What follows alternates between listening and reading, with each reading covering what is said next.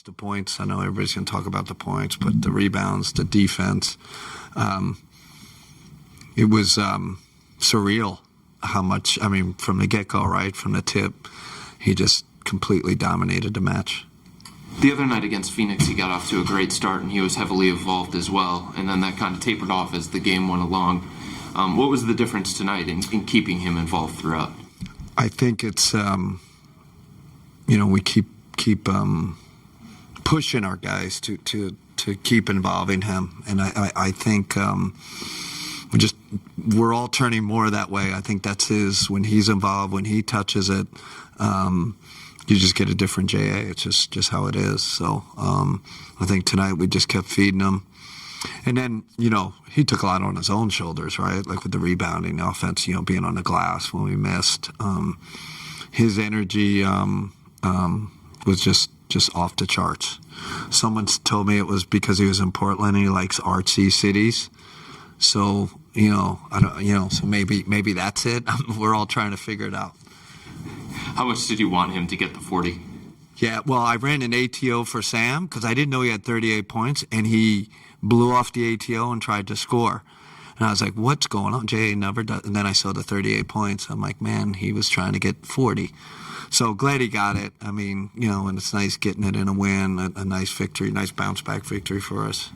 There was a point in the fourth quarter where they had cut the lead to 10, and you called timeout, and you stuck with your substitutions and you kept Donovan on the bench in that moment.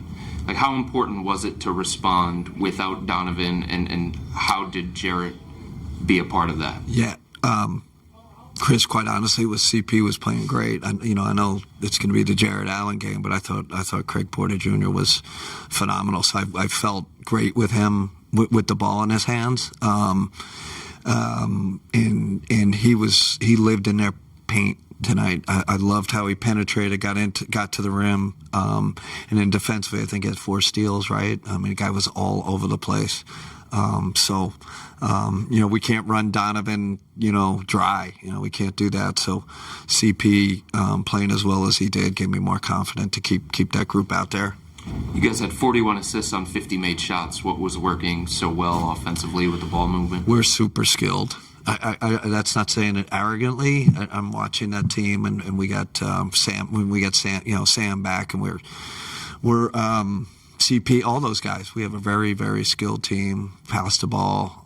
There's some really beautiful basketball tonight, but it's really not credit to the system. It's more a credit to how skilled our players are. And you have been with Jarrett from the very beginning. Did you envision a point where you would get to this point with this level of dominance? No way. I especially his footwork is so good. I mean, he reminded me of Akeem out there. Like, he's pivoting left, right. Like that was just like a fundamental footwork clinic. And his aggressiveness was off the chart. But no, I think the vision was kind of strict rim roller, pick and roll guy, rim defender, just kind of in that bucket so that he's, listen, he's more skilled than I even think. Does that make sense? Like, sometimes I'm like, I put him in a box.